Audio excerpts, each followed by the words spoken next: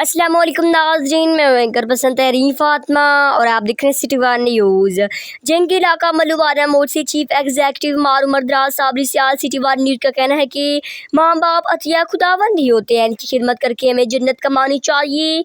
और इसे कदसिया कि अल्लाह ने बाप की रज़ा को अल्लाह की रज़ा करार दिया है।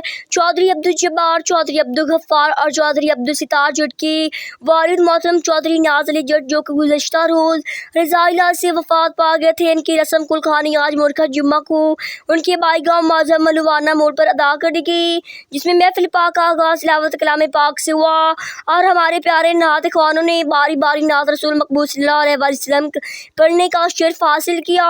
और इसके अलावा खुसूसी खिताब हज़रत मौलाना जनाब قاری محمد रफीक हैदरी साहिब और मल्लुवाना मोड़ जंग ने किया।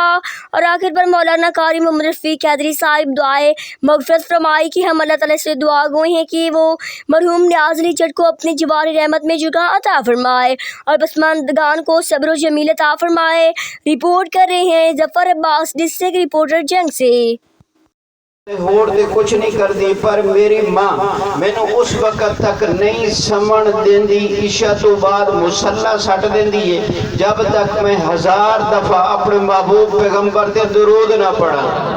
मेरे दोस्तों, नबी करीम सल्लल्लाहु ताला अलैहि वसल्लम दी मोहब्बत, नबी करीम सल्लल्लाहु अलैहि वसल्लम दे उते दरूद, ये दुनिया दी भी कामयाबी है, आखिरत दी भी कामयाबी है।